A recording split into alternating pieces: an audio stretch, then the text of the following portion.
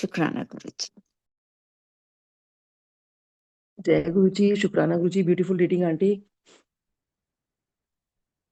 गुरु जी का बहुत बहुत शुक्राना और आई हुई संगत का को भी जय गुरु जी। हम लोग यहाँ पढ़ रहे हैं विद्वेश्वर संहिता और आज का अध्याय है 21 और 22। 21-22 इकट्ठा ही है चैप्टर। ओम श्री गणेशाय नमः। ओम नमः शिवाय। शिवजी सदा सहाय। ओम नमः शिवाय। गुरु जी सदा सहाय। पार्थिव पूजा की महिमा, शिव नैवेद्य भक्षण के विषय में निर्णय तथा बिल्व का महात्म्य। तदनंतर ऋषियों के पूछने पर किस कामना की पूर्ति के लिए कितने पार्थिव लिंगों की पूजा करनी चाहिए, इस विषय का वर्णन करके। तो ये ब्रैकेट में जो आया यही है कि पहले उन्होंने सब बता दिया कि पार्थिव लिंग यानी जो मिट्टी के बने हुए शिवलिंग होते हैं और उसकी पूजा का क्या महत्व है। तो पहले लोग मिट्टी की मतलब ये शिवलिंग बनाते थे और पूजा करते थे। और इतने शिवलिंग अभी भी देखिए हमें कितने शिवलिंग मिले। अभी हम लोग कहीं गए थे चेन्नई, तो वहाँ कोई मंदिर था, तो वहाँ मैं देख के हैरान थी कि इतने सारे छोटे छोटे छोटे शिवलिंग, पता नहीं कितने सारे थे, अनगिनत। तो पहले देखिए लोग ऐसे ही करते थे कि जितनी पूजा पाठ करनी होती थी जो भी, तो पहले छोटे छोटे शिवलिंग बना के वो पूजा करते थे। तो उसका वो महत्व जो है वो हमने पीछे पढ़ा। तो उसका वर्णन करके वो आगे कहते हैं, सूची बोले महर्षियों, पार्थिव लिंगों की पूजा कोटि कोटि यज्ञों का फल देने वाली है। तो सोचिए जब हम एक यज्ञ करते हैं तो कोटि कोटि, सोचिए कितने ज्यादा मतलब कितना ज्यादा वो फल देती है अगर हम शिवलिंग बना के पूजा करते हैं। तो कलयुग में लोगों के लिए शिवलिंग पूजन ऐसा श्रेष्ठ दिखाई देता है, जैसा श्रेष्ठ दिखाई देता है वैसा दूसरा कोई साधन नहीं है। तो देखिए बार बार जो शिव पुराण की जो का जो सिग्निफिकेंस है ना, बेसिकली ये देखिए पहले अध्याय से जो महिमा में भी हमने पढ़ा। और तो वो यही कहते हैं, और आई थिंक यही बात है कि इसीलिए गुरुजी ने कहा था कि शिव पुराण पढ़ना चाहिए। और इसमें ये चीज बार बार लिखी है कि कलयुग में लोगों के लिए शिवलिंग पूजन जैसा श्रेष्ठ दिखाई देता है वैसा दूसरा कोई साधन नहीं है। इसके अलावा कोई और साधन ही नहीं है इस कलयुग के अंदर कि लोग जो अपने अपने पापों को जो है काट सके। यह समस्त शास्त्रों का निश्चित सिद्धांत है। शिवलिंग भोग और मोक्ष देने वाला है। देखिए तो दोनों चीज देता है, ये नहीं कि खाली हम पूजा पाठ में लग गए हैं। तो एक कहते हैं ना कि जब नॉर्मली बचपन में सुनते थे कि अरे वो तो बड़े बुजुर्ग हो गए तो उनको पूजा पाठ में ध्यान देना चाहिए, तो ऐसा नहीं है। मतलब अगर ये बचपन से ही अगर हम ये चीज बच्चों में अपनी हैबिट डालें तो देखिए कहते हैं कि भोग और मोक्ष भगवान तो दोनों ही देते हैं। इनफैक्ट देखिए गुरुजी ने तो ये सब चीजें दी भी हैं, कितना लोगों को कहाँ से कहाँ पहुंचा दिया, उनके घर के कितनी चीजें उनकी ठीक हुई हैं और क्या क्या कंडीशन होती थी उनके घर की और कहाँ पे कितना कुछ उनको मिला है। और मोक्ष देने वाले तो वो हैं ही। तो गुरुजी ने कितने लोगों को मोक्ष दिया भी है। लिंग 3 प्रकार के कहे गए हैं, उत्तम, मध्यम और अधम।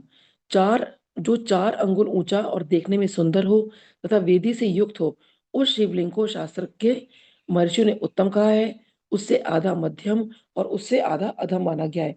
इस तरह 3 प्रकार के शिवलिंग कहे गए हैं जो उत्तर श्रेष्ठ हैं। ब्राह्मण, क्षत्रिय, वैश्य, शूद्र अथवा विलोम संकर कोई भी क्यों ना हो, वह अपने अधिकार के अनुसार वैदिक अथवा तांत्रिक मंत्र से सदा आदर पूर्वक शिवलिंग की पूजा करे। ब्राह्मणों, महर्षियों, अधिक कहने से क्या लाभ, शिवलिंग का पूजन करने में स्त्रियों का तथा अन्य सब लोगों का भी अधिकार है। तो ये बड़ा क्वेश्चन आता है कि क्या शिवलिंग की पूजा स्त्रियों को करनी चाहिए कि नहीं करनी चाहिए। देखिए इसमें लिखा है कि सबका अधिकार है। देखिए भगवान के ऊपर तो सबका अधिकार होता है ना। द्विजों के लिए वैदिक पद्धति से ही शिवलिंग की पूजा करना श्रेष्ठ है, परंतु अन्य लोगों के लिए वैदिक मार्ग से पूजा करने की सम्मति नहीं है। वेदज्ञ द्विजों को वैदिक मार्ग से ही पूजन करना चाहिए, अन्य मार्ग से नहीं। ये भगवान शिव का कथन है। दधीचि और गौतम आदि के शाप से जिनका चित्त दग्ध हो गया है, उन द्विजों की वैदिक कर्म में श्रद्धा नहीं होती। जो मनुष्य वेदों तथा स्मृतियों में कहे हुए सत्कर्मों की अवहेलना करके दूसरे कर्म करने लगता है, उसका मनोरथ कभी सफल नहीं होता।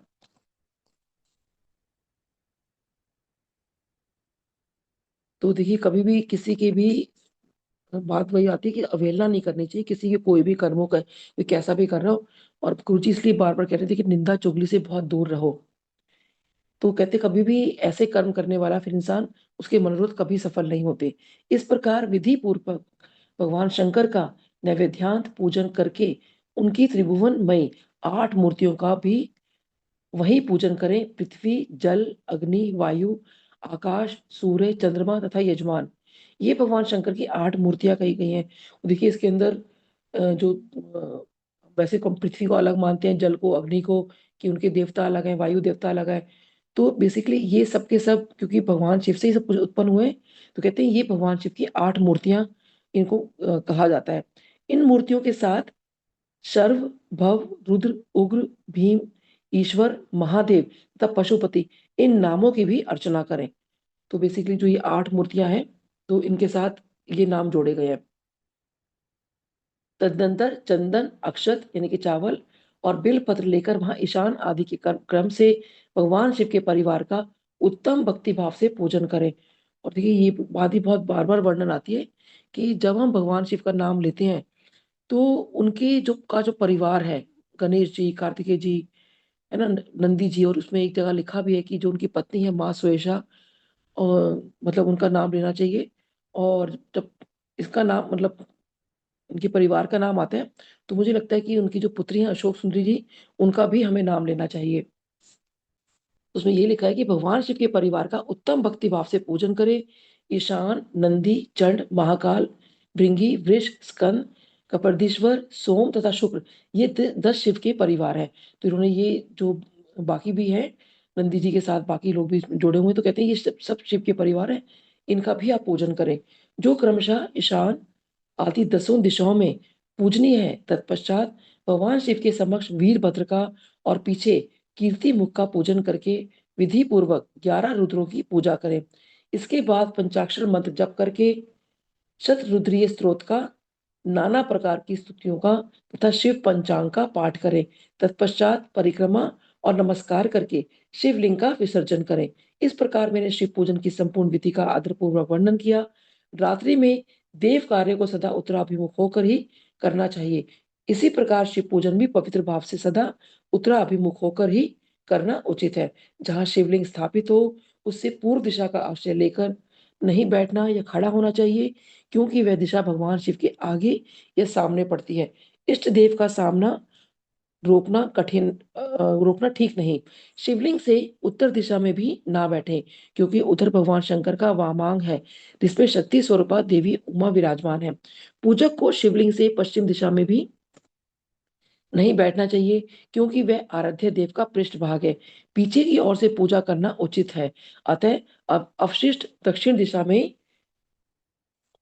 ग्राह्य है, उसी का आश्रय लेना चाहिए। तात्पर्य ये है कि शिवलिंग से दक्षिण दिशा में उत्तराभिमुख होकर बैठे और पूजा करें। विद्वान पुरुष को चाहिए कि वह भस्म का त्रिपुण लगाकर, रुद्राक्ष की माला लेकर तथा बेल पत्र का संग्रह करके ही भगवान शंकर की पूजा करे, इसके बिना नहीं। तो इसमें वो कहते हैं कि जब भी भगवान शिव की पूजा करते हैं तो त्रिपुण जरूर लगाएं, रुद्राक्ष की माला को वो पहने और बेल पत्र को जो है संग्रह करके बैठे और फिर पूजा करें। मुनिवरों, शिव पूजन आरंभ करते समय यदि भस्म ना मिले तो मिट्टी से भी ललाट में त्रिपुंड अवश्य कर लेना चाहिए। देखिए जो ये त्रिपुंड का जो महत्व इसमें बार बार बताते हैं कि त्रिपुंड क्यों लगाना चाहिए, तो बेसिकली जो 3 लाइनें लगती है तो ये ब्रह्मा, विष्णु, महेश जी को सिग्निफाई करती है। और ऐसे कहते हैं कि त्रिपुंड में बेसिकली मतलब 9 देवता बैठे होते हैं यानी कि इन टोटल जो है 27 देवता का कहते हैं कि वास होता है। तो इसलिए त्रिपुंड का बहुत महत्व है। और क्योंकि साउथ इंडिया में तो लोग सुबह से लगा के ही रखते हैं अपना। तो कहते हैं सुबह जब मॉर्निंग में पूजा करते हैं तो त्रिपुंड जो है वो जरूर लगा ले। और अगर वो कहते हैं भस्म ना मिले तो मिट्टी मतलब भगवान के आगे वो चीज रखे, वो उसको भी लगा ले। तो बेसिकली भस्म का लगाने का जो मतलब महत्व बहुत ज्यादा है। और उसमें देखिए हमने पीछे आई थिंक कोई ऐसी शेयरिंग भी कर रहा था कि जब अमरनाथ यात्रा में जब जाते हैं, कहीं पर भी जाते हैं कोई, और लोग वहां पर जो हैं, तो जब उनसे पूछा गया कि इतनी ठंड के अंदर आप कैसे रह लेते हो, तो उन्होंने ये कहा कि हम पूरे शरीर में अपना भस्म लगा के रखते हैं और ये हमें गर्मी प्रदान करता है। तो कहते हैं कि भस्म जो है काफी पावरफुल होती है। और कहा भी जाता है कि हमने देखा भी होगी जब हम बाबा साईं बाबा के मंदिर भी जाते हैं तो वो जो उनकी विभूति होती है तो माथे पर गले में लगाते हैं। तो बेसिकली इसका बहुत ज्यादा सिग्निफिकेंस है। और वो ये कहते हैं कि हमें लगाना चाहिए। ऋषि बोले, मुने, हमने पहले से ये बात सुन रखी है कि भगवान शिव का नैवेद्य नहीं ग्रहण करना चाहिए। इस विषय में शास्त्र का निर्णय क्या है, ये बताइए। साथ ही बिल का महत्व में भी प्रकट कीजिए। तो कहते हैं कि भगवान शिव को जो नैवेद्य चढ़ा दिया, कहते वो कहते हैं कि खाना नहीं चाहिए आइडली। और जो बेलपत्र है उसका वो महत्व पूछ रहे हैं कि बेलपत्र का क्या इतना सिग्निफिकेंस है, क्यों इसको इतना अच्छा माना जाता है। सूत जी ने कहा, मुनियो, आप शिव संबंधी व्रत का पालन करने वाले हैं, अतः आप सबको शतशः धन्यवाद है। मैं प्रसन्नता पूर्वक सब कुछ बताता हूँ, आप सावधान होकर सुने। जो भगवान शिव का भक्त है, बाहर भीतर से पवित्र और शुद्ध है, उत्तम व्रत का पालन करने वाला तथा दृढ़ निश्चय से युक्त है, वह शिव नैवेद्य का अवश्य भक्षण करे। तो कहते हैं शिव का देखिए नैवेद्य जो है वो कहते हैं भक्षण आप कर सकते हो, यानी कि भक्षण का मतलब होता है कि आप उसको खा सकते हो। भगवान शिव का नैवेद्य अग्राह्य है, इस भावना को मन से निकाल दे। तो अग्राह्य का मतलब होता है कि मतलब खाने योग्य नहीं है। तो कहते हैं ये जो आपने बात पूछी कि क्या भगवान शिव का जो नैवेद्य है यानी जो उनका प्रसाद है वो खाना चाहिए कि नहीं खाना चाहिए, कहते हैं इसको तो आप बिल्कुल मन से आप निकाल दें। वो कहते हैं शिव के नैवेद्य को देख लेने मात्र से भी सारे पाप दूर भाग जाते हैं, और उसको खा लेने पर तो करोड़ों पुण्य अपने भीतर आ जाते हैं। तो सोचिए कितना इंपॉर्टेंट है। वो कहते हैं कि अगर आपने उनका प्रसाद देख भी लिया ना, कहते हैं वही सोचोगे कितना पाप दूर चले गए आपके। और अगर उसको आपने ग्रहण कर लिया तो करोड़ों पाप जो है वो मतलब नष्ट हो जाते हैं, और करोड़ों पुण्य जो है आपके भीतर आ जाते हैं। तो देखिए इसीलिए गुरुजी बार बार इस बात को मतलब हमें जो सिखाया है गुरुजी ने, कि जो लंगर की जो महिमा बताई गई है वो यही रीजन है कि देखिए क्योंकि ये उनका प्रसाद है, और जब आप उसको ग्रहण करते हैं तो करोड़ों पुण्य आपके भीतर आ जाते हैं। आए हुए शिव नैवेद्य को सिर झुकाकर प्रसन्नता के साथ ग्रहण करें, और प्रतन करके शिव समर्पण स्मरण पूर्वक उसका भक्षण करें। तो देखिए कहते हैं शिव को याद करते हुए जो है हम उसका भक्षण करें, हम उसको खाएं। आए हुए शिव नैवेद्य को जो ये कहकर कि मैं दूसरे समय में ग्रहण करूंगा लेने में विलंब कर देता है, वह मनुष्य निश्चय ही पाप से बंध जाता है। देखिए तभी गुरुजी कह रहे थे कि यहाँ खाओगे तो ये दवाई है, नहीं तो बाहर जो है वो मिठाई है। तो वही बात देखिए इसमें लिखी हुई है कि दूसरे ग्रहण पे समय पे हमें ग्रहण नहीं करना।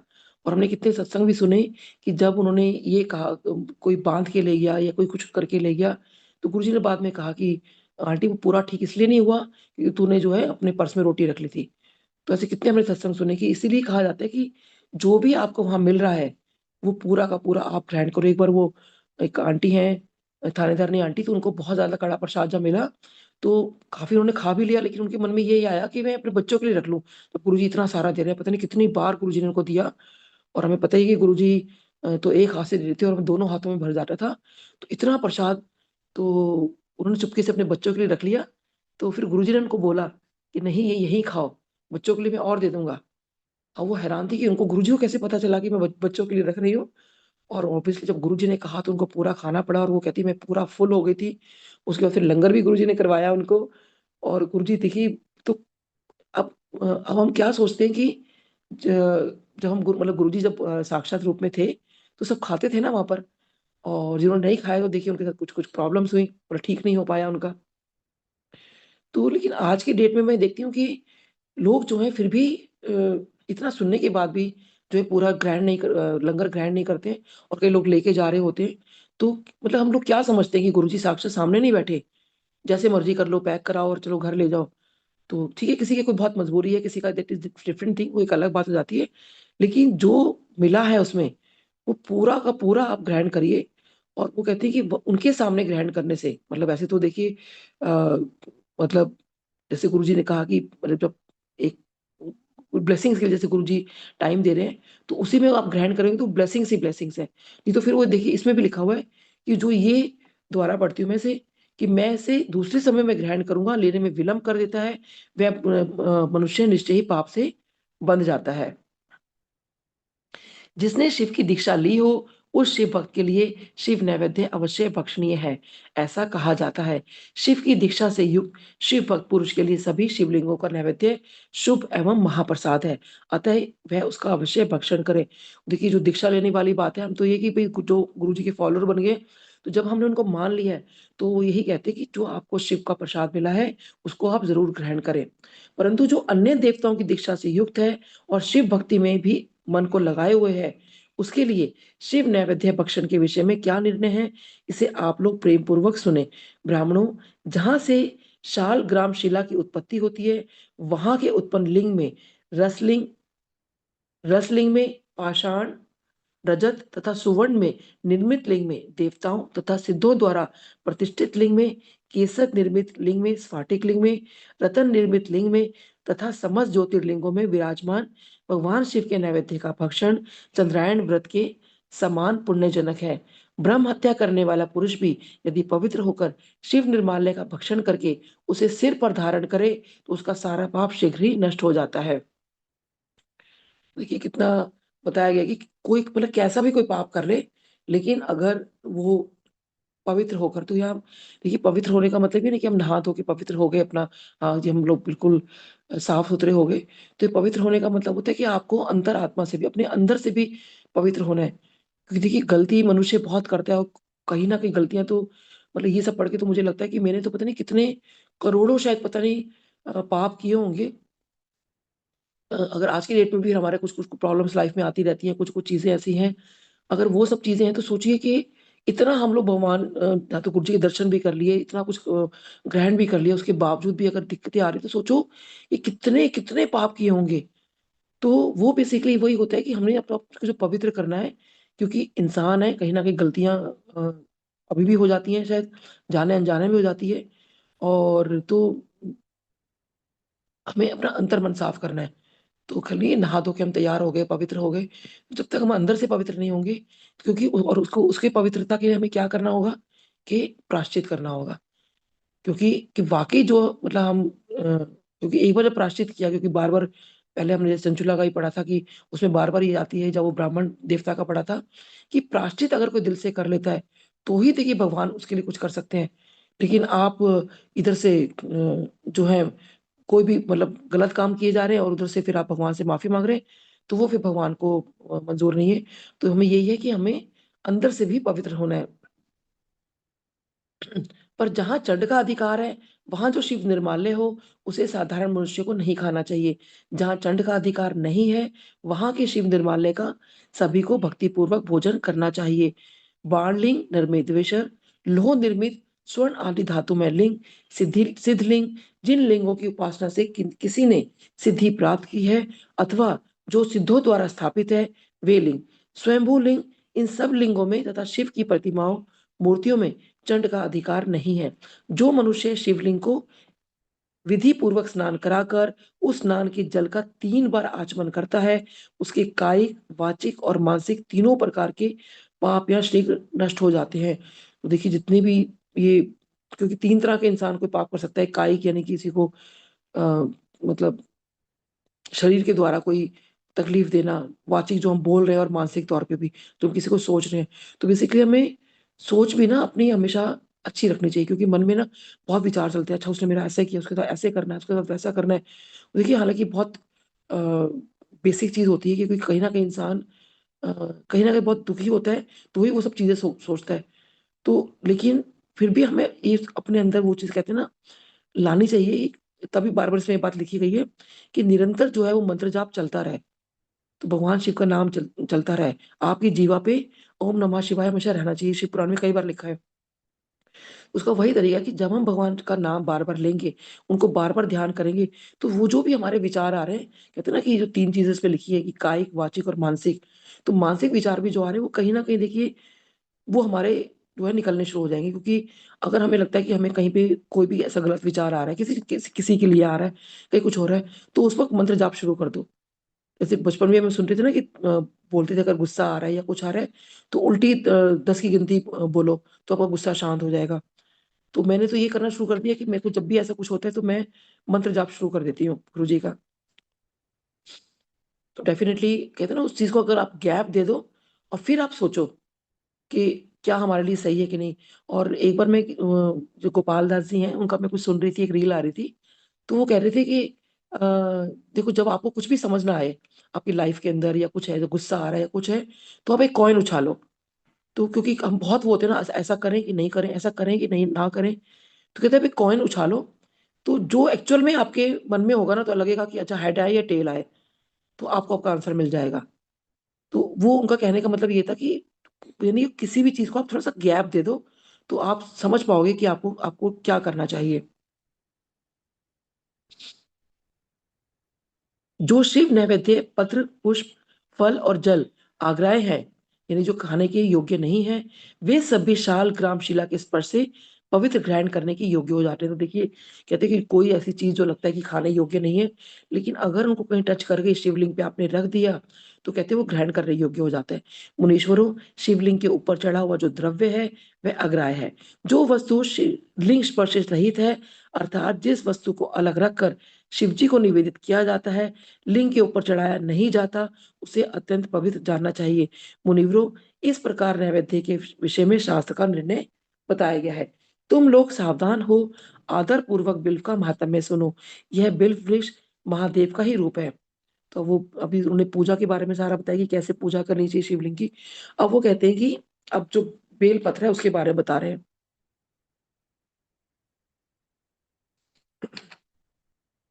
देवताओं ने भी इसकी स्तुति की है।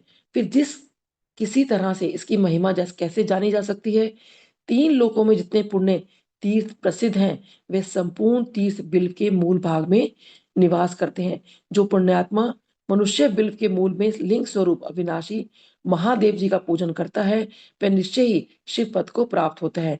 जो बिल्व की जड़ के पास जल से अपने मस्तक को सींचता है, वह संपूर्ण तीर्थों में स्नान का फल पा लेता है और वही इस भूतल पर पावन माना जाता है। इस बिल्व की जड़ के परम उत्तम थाले को जल से भरा हुआ देखकर महादेव जी भी पूर्णतः संतुष्ट होते हैं। जो मनुष्य गंध पुष्प आदि से बिल्व के मूल भाग का पूजन करता है, वह शिवलोक को पाता है और वह इस लोक में भी उसकी सुख संतति बढ़ती है। जो बिल्व की जड़ के समीप आदर पूर्वक दीपावली जलाकर रखता है, वह तत्व ज्ञान से संपन्न हो भगवान महेश्वर में मिल जाता है। तो देखिए, बेल पत्र का इसमें बहुत महत्व बताया गया है।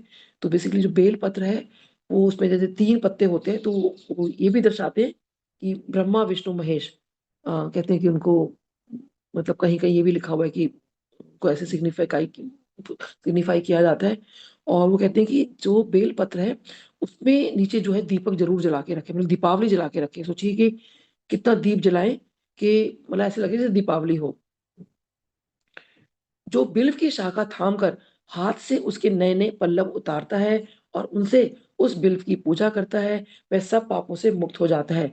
जो बिल्व की जड़ के समीप भगवान शिव में अनुराग रखने वाले एक भक्त को भी भक्ति पूर्वक भक्ति पूर्वक भोजन कराता है, उसे कोटि गुना पुण्य प्राप्त हो जाता है। देखिए, इसमें वही है कि भक्ति पूर्वक भक्ति पूर्वक भोजन हमारे हमारे लिए क्या है भोजन, यानी हम किसी को लंगर प्रसाद करवा रहे हैं। देखिए, गुरु जी ने कितना सिंपल तरीकों से हमें जोड़ा है।